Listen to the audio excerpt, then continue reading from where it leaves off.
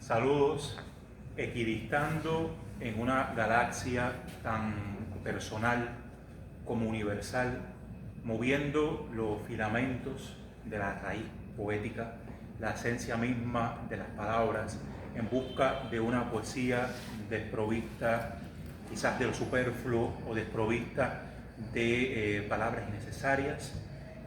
Se encuentra el núcleo poético de la obra del argentino Roberto Guarrós, cuyo centenario estamos celebrando precisamente en este octubre.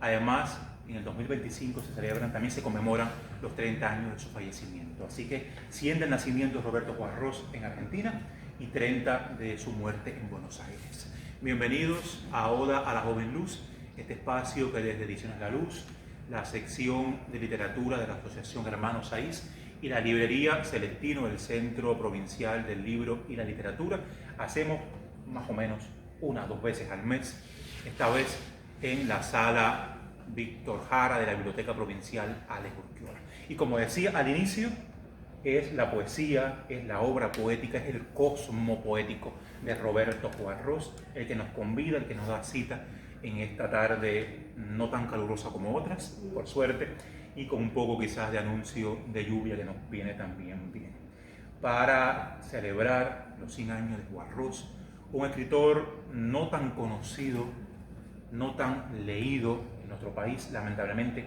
no publicado, no sé si incluido en antologías o en publicaciones periódicas, pero sí una de las voces imprescindibles, no hay duda de ello, de que en un contexto como el argentino, en un promedio de 50 años, desde la década del 50 hasta 1995 con su muerte, en un contexto también donde hay muchas voces importantes en la poesía argentina, en la poesía suramericana y latinoamericana, Guarrós se mantiene como una columna, como un basamento poético de singular precisión, de singular belleza y de singular apuesta por la obra, por la poesía en sí, por la génesis de la poesía. Para ello nos acompaña Manuel García Verdeza, que es uno de esos, como siempre digo, fieles caballeros de la luz. Un amigo cercano de este encuentro de Oda a la Joven Luz, esta peña que parte de un poema, de un verso de Liceo Diego, y no solo de este espacio, sino también un fiel amigo de la editorial.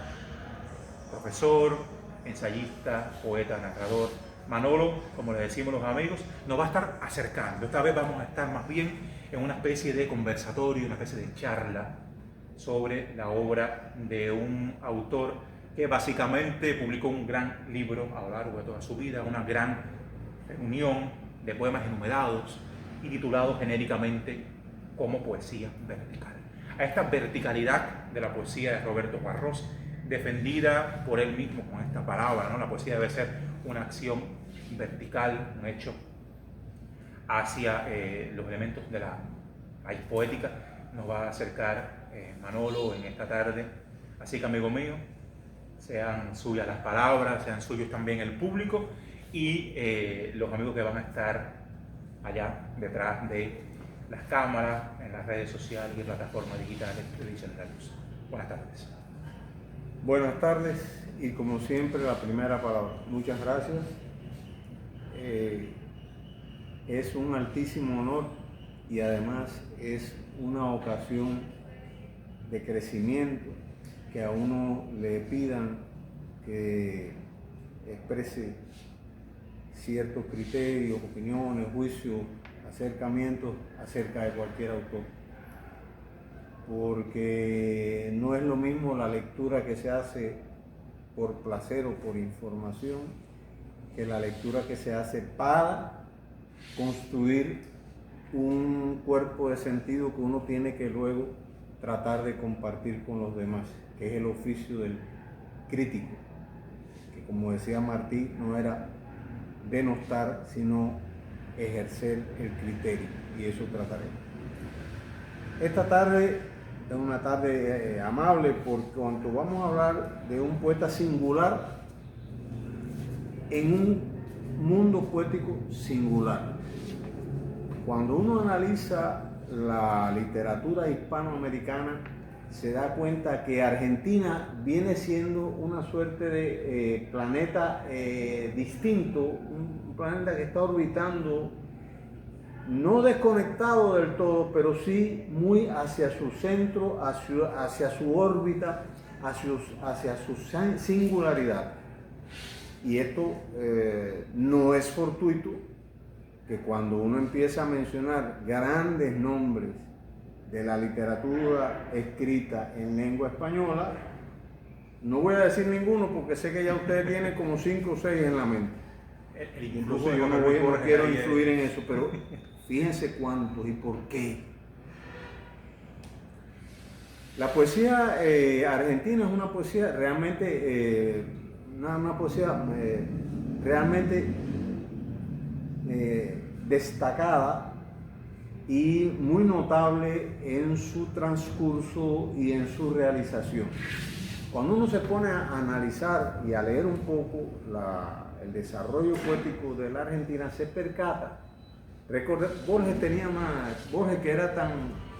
La gente ve a Borges siempre muy acartonado por su sabiduría, no se dan cuenta que la mayoría de las cosas las decía con un doble sentido de humor tremendo. Y a Borges, cuando le preguntaban de dónde venían los antiguos, decía de los barcos. ¿Por qué? Porque es un gran país de inmigrantes. Fíjense en los apellidos, la mayoría son apellidos franceses, italianos sobre todo. Entonces esto condicionó mucho el desarrollo de la cultura y la historia de Argentina. Entonces, cuando uno analiza la evolución poética, se percata de que hay dos grandes tendencias. No es que sean las únicas, fíjense que estoy hablando de tendencias, porque siempre hay los extremistas que dicen, mira lo que dice, no, estoy hablando de tendencias. Dentro de las tendencias hay muchas más ramificaciones, pero por lo general hay dos grandes tendencias. Una que es un tanto de carácter realista, rural, social, que viene marcado por ese gran libro que inauguró la poética, que es el Martín Fierro, y viene de ahí, de ese mundo. Pero hay otra tendencia que es más cosmopolita, más intelectual, más abierta al mundo, a las influencias. No fue casual ni fortuito que hacia inicios del siglo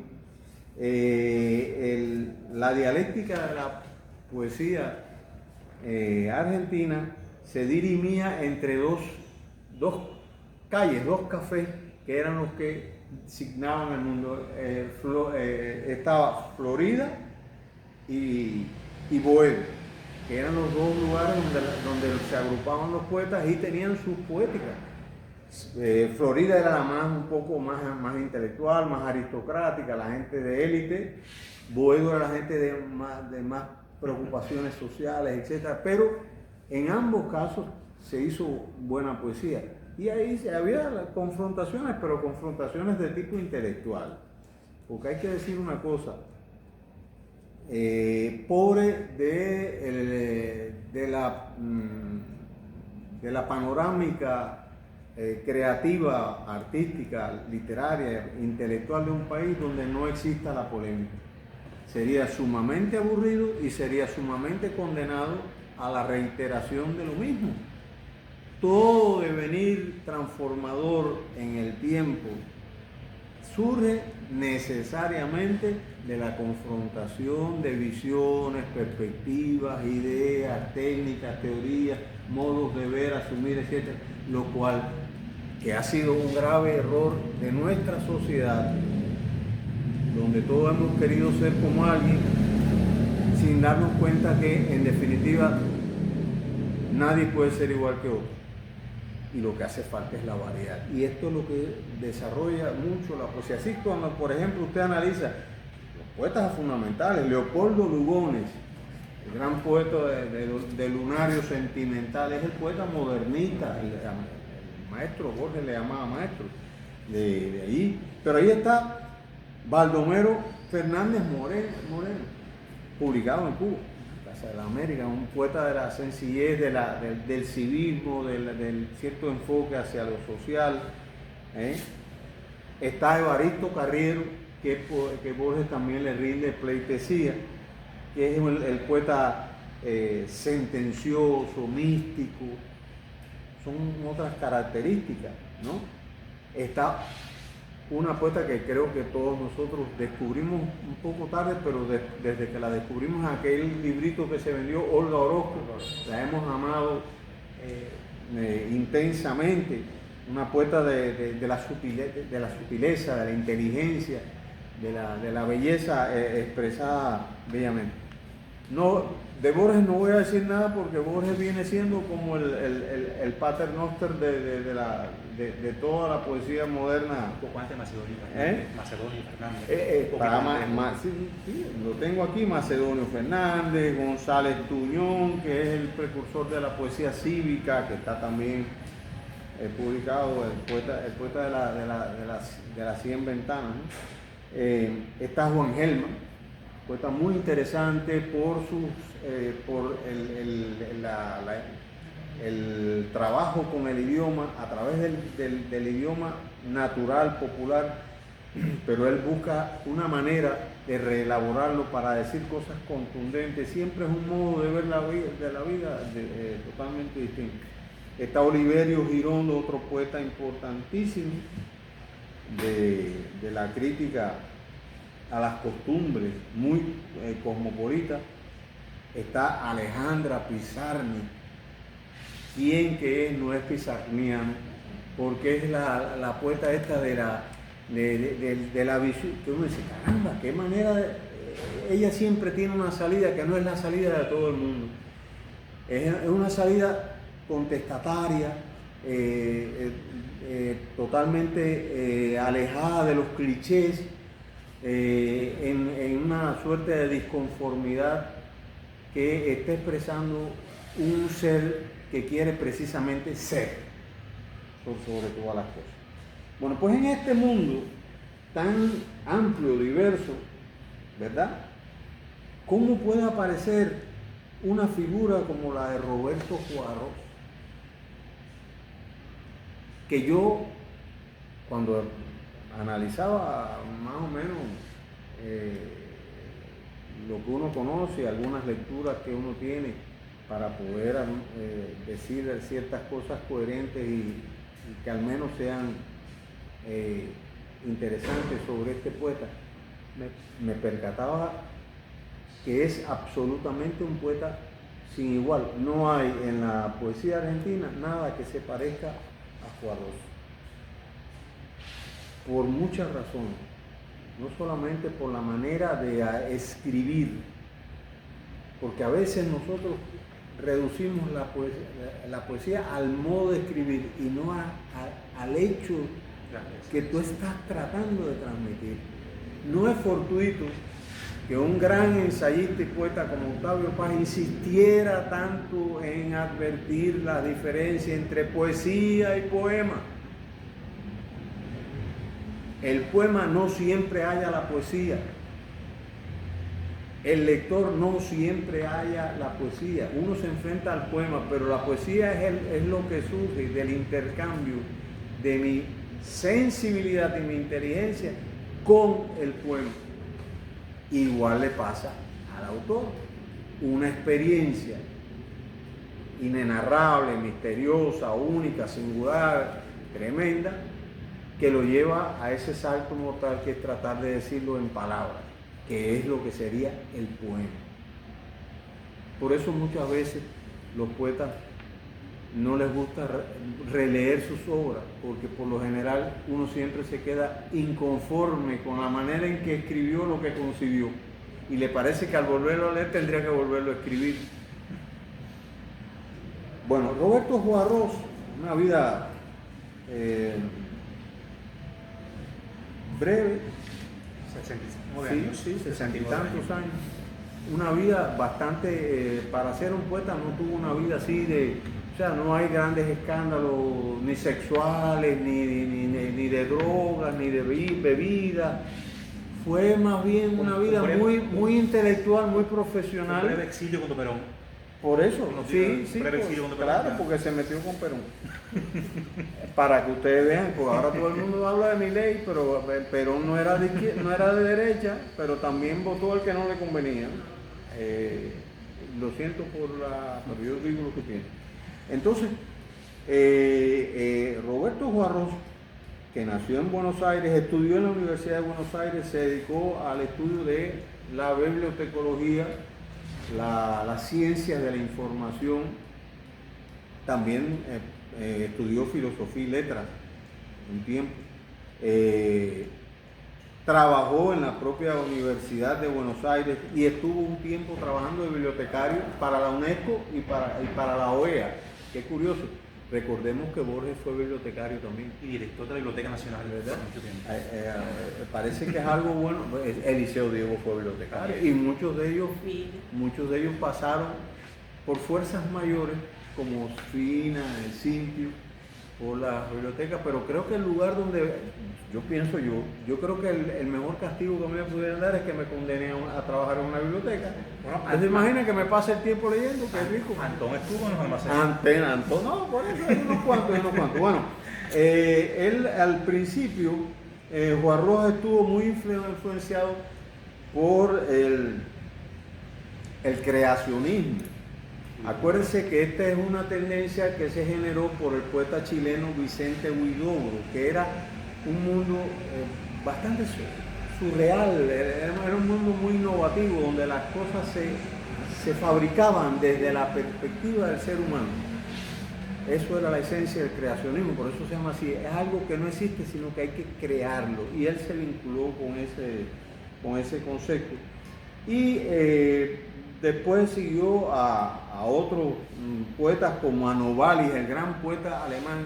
Creo que, vamos a ver si un día Yusef y yo nos ponemos de acuerdo. Hace falta en Cuba hacer una buena antología de Novalis, que no existe. Un gran poeta. Del siglo XVIII, alemán. Du bist groß. Es la gran poesía de Novalis, ¿verdad? Y también él se asoció con un poeta argentino muy singular también, que es Antonio Porcia, que era el autor de los aforismos. Fíjense que curioso, ¿y por qué el aforismo? ¿Qué cosa es un aforismo? Es una breve elocución de palabras que tienen una rara concentración de significado. Y cuando usted analice la poesía de Jorro se va a dar cuenta. Ahí está la poesía de Jorge.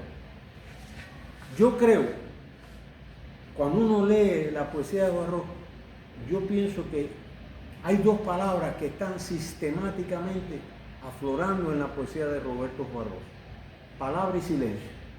Palabra y silencio. Qué curioso, qué curioso. Antes de seguir diciendo estas cosas que a lo mejor son muy elementales, pero bueno, es la manera en que he tenido para acercarme a él. Les quiero leer para ir no solamente hablando en abstracto, sino un poema que es muy breve, pero que creo que resume un poco muchas de sus características. Es un poema que se llama A veces me parece, y dice así: a veces me parece que estamos en el centro de la fiesta. Sin embargo, en el centro de la fiesta no hay nadie. En el centro de la fiesta está el vacío. Pero en el centro del vacío hay otra fiesta. Aquí están visiblemente varias de las características, lo que parece y lo que es, porque no siempre las apariencias coinciden con las esencias. El bullicio del algo con el silencio de la nada, pero además la nada como algo lleno de algo, porque fíjense, pero en el centro de la nada hay otra fiesta. ¿Cómo puede haber en la nada algo? Porque esas son las inquietudes fundamentales de este autor. Yo diría que si hay una característica que define la poesía de Juan Ros es lo paradojal. Toda la poesía de Juan Ros es paradoja. Silencio que habla, habla que calla, nada que tiene, tenencia que no tiene, y pasa muy frecuentemente. Él básicamente se puede decir que toda su poesía es un intento de llegar a entender la poesía. Por eso muchos críticos hablan de su poesía como que su eje central es la metapoesía, o sea, poesía que busca a la poesía. Creo que no es totalmente así. Yo pienso que la poesía de él es una poesía de carácter más bien metafísico, porque él está tratando de indagar cuestiones que son concernientes al ser que el yo que está tratando de encontrarse, pero a la vez de expresarse, porque usted no hace nada con saber quién es usted y no poder decir qué es y quién es. Y eso se ve mucho en la poesía. El intento de estar... No es una poesía de los grandes temas, no es una poesía de grandes euforias metafóricas, no hay palabrería, no hay grandes recursos tropológicos. Fíjense que yo me puse a ver y lo que muy de cuando en cuando se repite es algún símil, como tal cosa, como, pero de ahí no hay así metáforas contundentes, juegos barrocos, no. Es la palabra desnudita, limpia, recién bañada, pero como que ha acabado de salir de la voz de Dios. Y también nota que son pocas palabras. Yo lo comentaba muy O pocas. sea, no es que su vocabulario sea pobre, todo lo contrario. No, para pero nada. Pero ha encontrado en un puñado de palabras para nada los elementos básicos de la poesía. Y a eso me iba a referir. Precisamente que yo pienso que lo que caracteriza la conformación escritural de su poesía son las imágenes lógicas. Lógica, no, aquí en este caso estoy hablando del logos, no del razonamiento. Es la palabra que se está explicando a sí misma. Él por eso escoge también las sencillas, las palabras comunes, pero las pone en un contexto tal que es imposible que usted no se sorprenda, porque lo está, estas imágenes verbales casi siempre están tratando de enfocarse en un suceso o situación que está entre lo probable y lo imposible. Está en una indeterminación, pero ahí está, se está buscando. Y así, como decía que es metafísico, pienso que hay una connotación que es sumamente recurrente, y es la relatividad de todo. Él nunca es concluyente de que la nada es nada y que el todo es todo, que la palabra es palabra y el silencio no. Siempre las cosas son relativas. Les leo un segundo poema para poder seguir ilustrando. Y aquí van a ver, miren qué hermoso, porque fíjense, es un poema erótico, pero van a darse cuenta cómo se puede hacer un poema erótico desde lo estrictamente lógico, no desde lo sensible. Y pienso que tal vez en esto tiene que ver mucho el poco reconocimiento que tienen públicos como el público cubano o como otros públicos, porque los latinos somos muy inclinados a la poesía emotiva, a la poesía bonita, que te hace emocionar fácilmente por las palabras y en el caso de él no se da eso. En el caso de él uno tiene que realmente ser muy sutil en su perspicacia, en su percepción para llegar a significado. Miren este poema, que les digo es un poema erótico. Y como les dije, fíjense que el protagonista en este poema, allí era la nada y el todo, ¿no? Aquí es la palabra, que les dije que es una de las cosas que más se repite en su poética. Algún día encontraré una palabra, se llama el poema. Algún día encontraré una palabra que penetre en tu vientre y lo fecunde, que se pare en tu seno como una mano abierta y cerrada al mismo tiempo. Hallaré una palabra que detenga tu cuerpo y lo dé vuelta, que contenga tu cuerpo y abra tus ojos como un Dios sin nubes, y te use tu saliva y te doble las piernas. Tal vez no la escuches o tal vez no la comprendas, no será necesario. Irá por tu interior como una rueda recorriéndote al fin de punta a punta, mujer mía y no mía, y no se detendrá ni cuando mueras. Fíjense qué manera de hacerle el amor a la mujer, a través de una palabra que él va a buscar, que va a ser la que él va a sembrar allí, la va a recorrer. Mujer mía y no mía. ¿Ven lo que le digo de los antagonismos de su poesía? Pero qué precioso, ¿no? Qué precioso este juego, como dice él en algún momento. La vida nos acorta la vista, las distancias nos miden. Las distancias no miden. Y es verdad, porque a veces uno piensa que lo que es lo que uno ve, y no se da cuenta que hay más distancia en las cosas que la que uno ve. Ahí está la relativización de todo.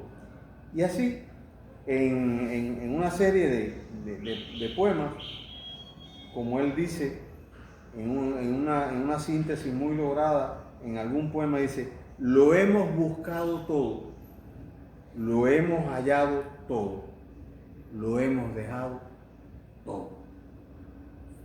Fíjense en una contundencia del todo, donde al final es la nada. Lo hemos hallado, lo hemos buscado, lo hemos dejado todo.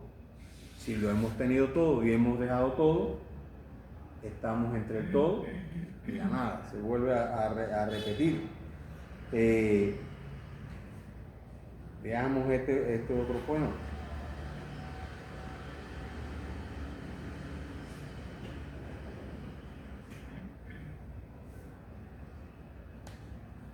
Un momentico el texto para buscarlo.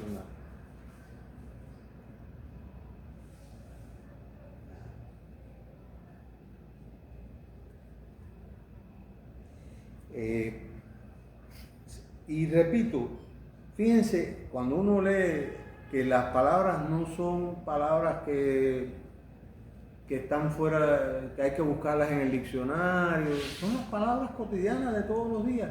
Es la disposición de las palabras, el contexto que él forma con un significado muy inteligentemente sentido, lo que le da esa rareza al poema, porque las palabras no son las raras, como bien decía Martí, que la poesía está no en lo raro, sino en el instante de lo raro, encontrar el instante de lo raro, y eso es lo que él trata de hallar y lo busca y lo encuentra con sus palabras.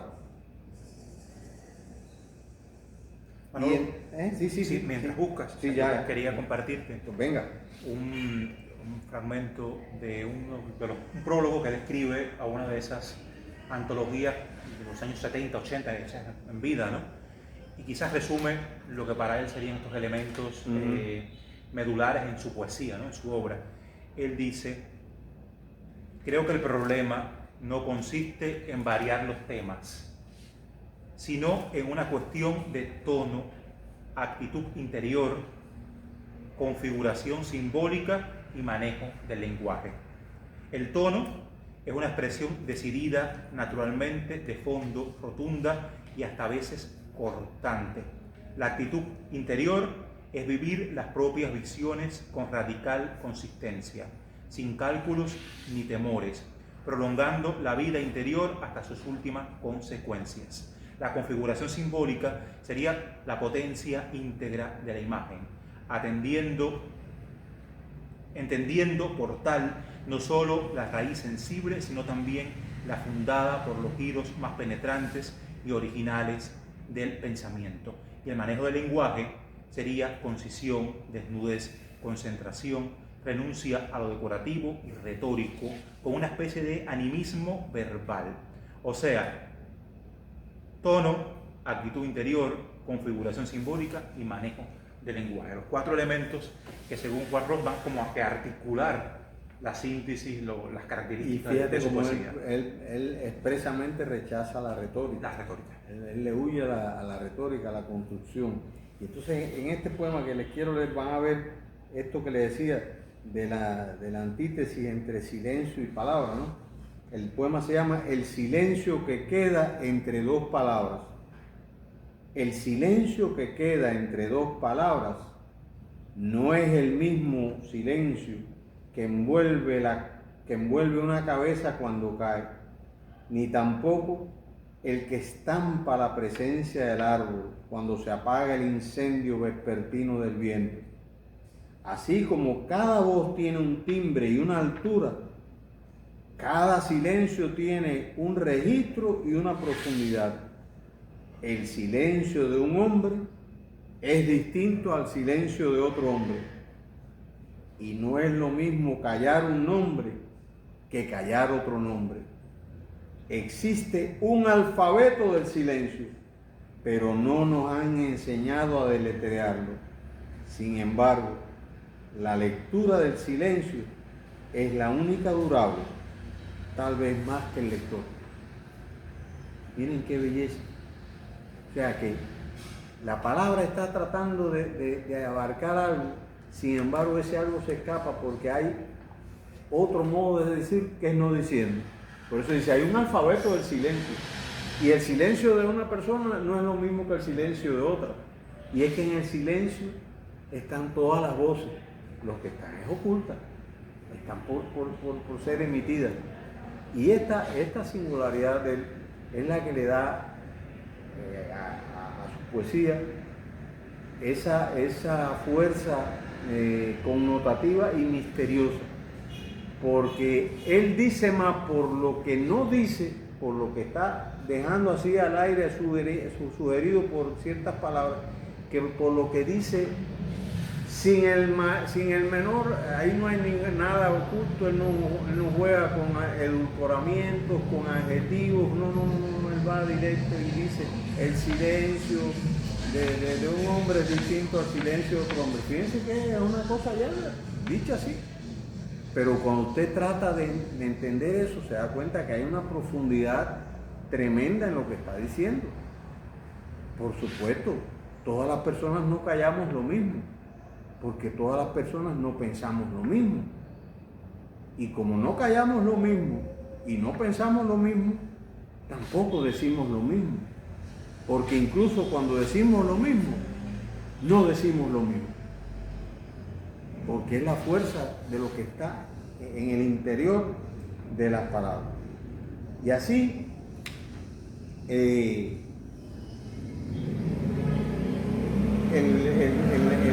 cada uno de los poemas usted va viendo esto del lleno y el vacío, la palabra como posibilidad no solo de hacer, sino incluso de amar. La imposibilidad que tiene el hombre. Dice, el hombre no puede sostener, el hombre no puede sostener lo que existe, pero sí lo que no existe. Qué curioso está eso. Yo no sé, lo que no existe no lo puedo sostener, pero lo que sí. La posibilidad de que una cosa esté hecha con fragmentos de otra, y esto está poniendo la ambivalencia del ser y la transferencia de posibilidades. el amor y la vida que se conciben solo si nacen juntos. Qué interesante. Vida y amor como dos hechos que tienen que aparecer unidos. Y no es que la vida sea el amor, y no es que el amor es la vida. ¿Cómo puede haber vida sin amor? ¿Cómo puede haber amor sin vida? Es algo...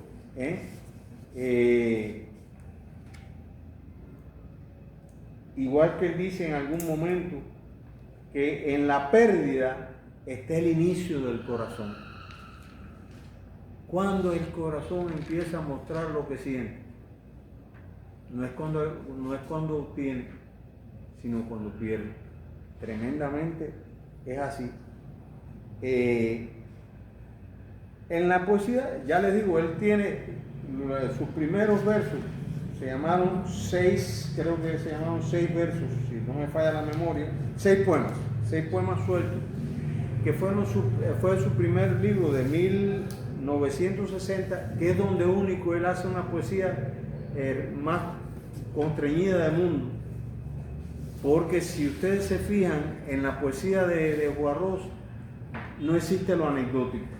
O sea, esto que hemos leído puede ser en La Habana, puede ser en Holguín, no hay algo que diga un dato físico, el río Buenos Aires o la calle tal cosa, o cuando me acerqué a Simón Bolívar. No hay datos referenciales que nos sitúen en un emplazamiento material específico.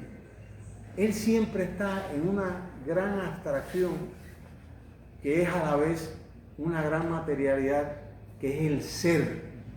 Por eso es que yo sigo pensando que es una poesía metafísica, porque él está siempre pensando en el encuentro del ser. No es fortuito que después, posteriormente, entre el año 1958 a 1997, él va a empezar a publicar sus libros y les llama Poesía Vertical. Él escribió 14 libros, del 1 al 14, que le llamó Poesía Vertical. ¿Y en qué estaba esa verticalidad? En el hecho, hay muchas connotaciones posibles, está claro, pero es en el hecho de que la poesía es una suerte de árbol que se expande hacia lo abierto, hacia el cielo, y puede significar más, porque si fuera horizontal, pues bueno, iba adquiriendo mayores, digamos, contaminaciones del espacio y el tiempo. Sin embargo, esa poesía vertical surge de la vocación por un asunto que se va a tratar, pero de una manera que quede en una perspectiva abierta hacia el cielo. No quiero, espero que no haya sido yo, es que uno se entusiasma y entonces a veces pierde la hilación. Espero no haya sido muy... Y quisiera terminar leyéndoles el poema, uno de los poemas verticales que me parece excelente para concluir. Se llama Poesía Vertical 14 y dice así: he encontrado el lugar justo donde se ponen las manos, a la vez mayor y menor que ellas mismas. He encontrado el lugar donde las manos son todo lo que son y también algo más. Pero allí no he encontrado algo que estaba seguro de encontrar: otras manos esperando las mías. Qué belleza, qué belleza, qué belleza. Esa es la poesía grande, siempre latiente, siempre misteriosa, que siempre nos deja pensando y buscando un mayor significado, un otro significado entre la palabra y el silencio, en la verticalidad del ser que es Roberto Juarros. Muchas gracias. Muchas gracias, Marino. sido un regalo esta conferencia, ¿no? Porque es más que una charla en sí, ha sido una conferencia tan bien pensada y también tan bien sentida desde la propia poesía, desde el intelecto y la búsqueda a lo hermoso. Yo agradezco espacios como estos porque también me hicieron volver casi 10 años después, 8 años después, a la poesía de Juan Ros, y ha sido una vuelta completamente nueva, una relectura. A mí me pasó lo mismo, yo hacía rato que lo había leído y como uno siempre estaba leyendo otras cosas, y al releerlo creo que descubrí a otro Juan Ros. Me pasó igual, descubrimos otro Juan Ros porque somos otros también, es ese encuentro del poeta o del lector con la poesía a través del poema. Y en este caso somos lectores como que atípicos, porque también somos poetas, o sea que hay una doble vuelta de intención en este caso. Ha sido un redescubrimiento de la poesía de Juan Ros, de nuevos senderos, de nuevas maneras, ¿no? de nuevas formas también de encontrar el verso. Muchas gracias a todos. Yo no quiero culminar la tarde sin extender la invitación el próximo viernes sobre esta misma hora, donde estaremos charlando, conversando entre Eugenio Marrón y Ronel González sobre uno de los poetas fundamentales del modernismo. Es el estadounidense, digamos que veneciano, también es Rapaón, cuyo también celebramos un aniversario cerrado, y nos va a tener también una tarde tan interesante y tan profunda con la obra de un poeta esencial en la poesía universal sobre el siglo XX. Así que con la invitación a encontrarnos sobre esta misma hora, Anderquito me lo confirman, ¿no? Viernes próximo, a esta misma hora, en este mismo lugar, con Rapaón, y despidiendo a Manuel, y con la invitación también a la relectura, por favor, a encontrarnos, quienes no lo conozcan, con la obra de Juan Ros, y a volver. Siempre habrá múltiples sorpresas cuando uno vuelve sobre un poeta querido, sobre un poeta cercano. Siempre serán más las sorpresas y las alegrías. Muchas gracias. Gracias a todos.